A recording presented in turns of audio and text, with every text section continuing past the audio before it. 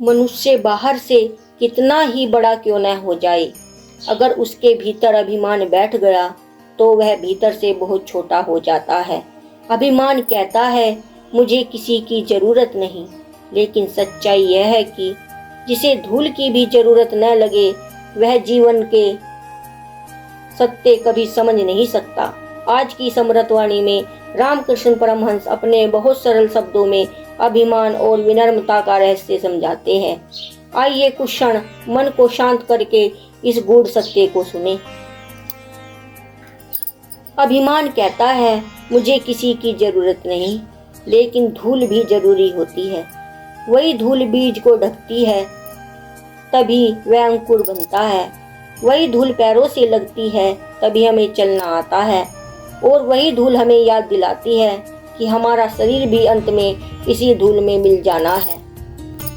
पेड़ को देखो, जब वह छोटा होता है सीधा खड़ा रहता है, लेकिन जब वह फल से भर जाता है तो झुक जाता है। यही जीवन का नियम है। नदी कभी यह नहीं कहती कि मैं सबसे महान हूँ, वह चुपचाप बहती रहती है और अंत में सागर बन जाती है। लेकिन जो घमंड में रुक जाता है वह दलदल बन जाता है। अभिमान मनुष्य को अकेला कर देता है, विनम्रता मनुष्य को ईश्वर से जोड़ देती है। जिस दिन मन से मैं हट गया उसी दिन प्रभु का वास हो गया। याद रखो, धूल पैरों के नीचे होती है, लेकिन जीवन उसी से चलता है। और जो झुकना सीख लेता है वही सच्चे अर्थों में ऊंचा उठता है।